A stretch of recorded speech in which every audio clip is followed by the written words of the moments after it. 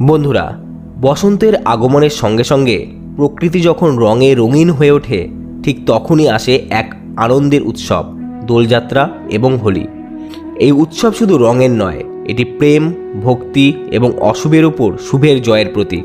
কিন্তু জানেন কি, কেন পালন করা হয় এই উৎসব? কী তার ইতিহাস? আজ আমরা জানব দোলযাত্রা এবং হোলি উৎসব, এই দুই উৎসবের ইতিহাস ও তাৎপর্য সম্পর্কে।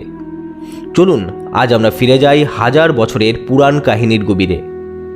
হোলি উৎসবের পেছনে রয়েছে ভগবান বিষ্ণুর অবতার প্রহ্লাদ এবং অসুর রাজা হিরণ্যকশিপুর কাহিনী।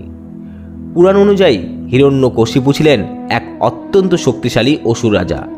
তিনি নিজেকে ঈশ্বর বলে দাবি করতেন এবং সবাইকে তার পূজা করতে বাধ্য করতেন।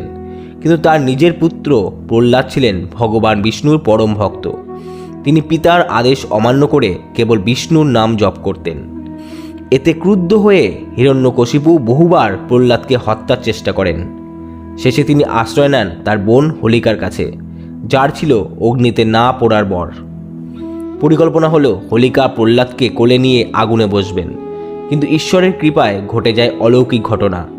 হোলিকা পুড়ে ভস্মীভূত হন আর প্রহ্লাদ অক্ষত অবস্থায় রক্ষা পান। এই ঘটনাকে স্মরণ করেই হোলির আগের দিন পালন করা হয় হোলিকা দহন, অশুভ শক্তির বিনাশ এবং ভক্তির জয়ের প্রতীক হিসেবে। এবার আসি দোলযাত্রার কথায়। দোলযাত্রা মূলত বৈষ্ণব ধর্মাবলম্বীদের একটি পবিত্র উৎসব। বিশেষ করে পশ্চিমবঙ্গ এবং উড়িষ্যায় এটি বিশেষভাবে পালিত হয়। এই দিনে ভগবান শ্রীকৃষ্ণ ও রাধার প্রেমলীলার স্মরণে রং খেলা হয়। ব্রজভূমিতে অর্থাৎ বৃন্দাবনে বিশ্বাস করা হয় কৃষ্ণ ছোটবেলায় গোপীদের সঙ্গে আবির ও গুলাল নিয়ে রং খেলতেন। সেই ঐতিহ্য আজও বজায় রয়েছে। দোল পূর্ণিমার দিনে রাধাকৃষ্ণের বিগ্রহকে দোলায় বসিয়ে ভক্তরা কীর্তন করেন, আবির অর্পণ করেন এবং আনন্দে মাতেন। আর এই দিনেই জন্মগ্রহণ করেছিলেন মহান বৈষ্ণব সাধক শ্রী চৈতন্য মহাপ্রভু। তাই গৌড়ীয় বৈষ্ণবদের কাছে এই দিনটি আরও পবিত্র, গৌর পূর্ণিমা হিসেবে পরিচিত। দোলযাত্রা শুধুমাত্র রঙের উৎসব নয়, এটি আত্মার পরিশুদ্ধির প্রতীক। বসন্ত যেমন প্রকৃতিকে নতুন করে সাজিয়ে তোলে, তেমনি এই উৎসব আমাদের মন থেকে হিংসা, রাগ, বিদ্বেষ মুছে দিয়ে ভালোবাসার বার্তা দেয়। ভারতের বিভিন্ন প্রান্তে হোলির রূপও ভিন্ন ভিন্ন। যেমন মথুরা ও বৃন্দাবনে লাঠমার হোলি, যেখানে নারীরা পুরুষদের প্রতীকীভাবে লাঠি দিয়ে আঘাত করেন, এক মজার ঐতিহ্য।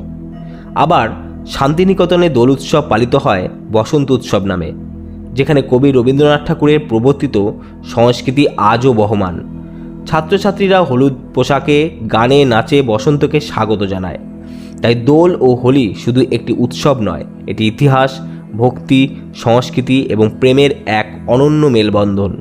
আজকের দিনে যখন সমাজে বিভাজন, হিংসা আর বিদ্বেষ বাড়ছে, তখন এই উৎসব আমাদের শেখায় রঙের মতোই আমরা সবাই একে অপরের জীবনে আনন্দে ছড়িয়ে দিতে পারি। তাই আসুন এই দোল পূর্ণিমায় আমরা শুধু রং নয়, ভালোবাসা ছড়াই। অশুভের উপর শুভের জয় হোক, হিংসার উপর ভক্তির জয় হোক, অন্ধকারের উপর আলোর জয় হোক। ভালো থাকবেন, সুস্থ থাকবেন। আবার দেখা হবে নতুন কোনো ভিডিওতে। ধন্যবাদ।